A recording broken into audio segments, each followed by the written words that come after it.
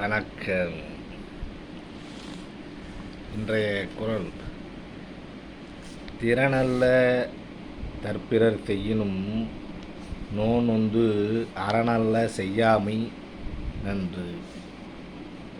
அதாவது, தகுதி இல்லாதவற்றை பிறர் தனக்கு செய்தாலும் அதனால் மிகவும் மனம் நொந்து அவருக்கு தீமை செய்யாதிருத்தல் நல்லது அப்படின்னு வள்ளுவர் சொல்கிறார்.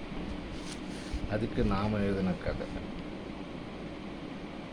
ஏங்க போயிட்டு வாங்க. யார்? மனைவி சாரதா. இதை பாருமா, ஆப்பத்துக்கு ஈஸ்ட்டு போடலாமே, கல் தான் வாங்கணுமா? கணவர் லோகநாதன். ஆமாங்க, அப்போ தான் ரொம்ப நல்லாயிருக்கும். மனைவி சாரதா: ஏய், கல் வாங்கிறது கூட தப்பு இல்லை, ஆனால் அதுக்காக என்னை சாராய கடைக்கு அனுப்புறியே, அதைத்தான் என்னால் முடியல. அதுவும் அங்கே ஒருத்தர் என்னை குடிச்சு புட்டு நல்லா வைவான், அதை நான் கேட்கணுமா? அதுதானே உன் ஆசை.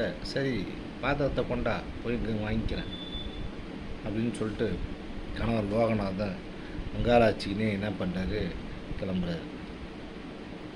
யார் வைவான் என்று பார்த்தால் அவன் அவர் கம்பெனியில் வேலை செய்தவன் முனியன்.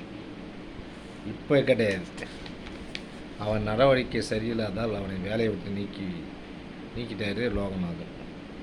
அதிலிருந்து எப்போ வழியில் பார்த்தாலும் அவரை வம்புக்கு இழுக்கிறதே அவனுக்கு வேலையாக போச்சு. ஆனாலும் பேசாமல் போயிடுவார். ஏன்னா நல்ல வேலைக்காரன். என்ன பண்ணுறது, குடித்து விட்டு வேலைக்கு வந்தால் யார் தான் சேர்ப்பாங்க. இப்போ சாராய கடைக்கு உள்ளேயே உள்ள கல்லுக்கடையில் கல் வாங்கிக்கிட்டு அவர் கிளம்பும்போது முனியனின் சாராய கடை நண்பன் ஸ்நாக்ஸ் வாங்கி கொண்டிருந்தான். அவனை பார்த்ததும் லோகநாதன், எங்கப்பா உங்கள் ஆளை காணோம் அப்படின்னு.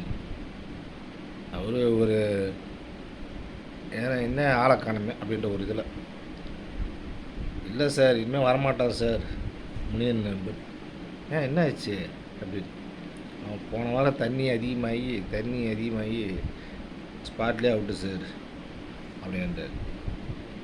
ஒரு கணம் அவன் நினச்சி கண் கலைஞ்சவாறு வண்டியை ஸ்டார்ட் செய்தார். வீட்டுக்கு வள்ளுவரும் தான். அதாவது இதில் ஒரு நல்லா பார்த்தீங்கன்னா, ஒருத்தர் நமக்கு தீமை செஞ்சாலும் அவனுக்கு அதாவது மறந்து கூட அவனுக்கு தீமை செஞ்சிடாதீங்க அப்படின்னு வள்ளுவர் சொல்கிறார். ஏன் அதை சொல்கிறாருன்னா, அந்த பாவம் நம்மளுக்கு வேண்டாம். அந்த பாவம் அவனோடவே இருக்கட்டும், நமக்கு வர வேண்டாம். நாம் எப்போதும் போல நாம் இருப்போம் அப்படின்றாரு. ஆனால் அது எப்படி ஜனங்க இருப்பாங்கன்னு தெரியல. இதெல்லாம் கேட்காதாவது ஜனங்க ஆளுக்கு ஒரு கத்தி இதுன்னு சொல்லிட்டு கிளம்பிடுறாங்க போல இது.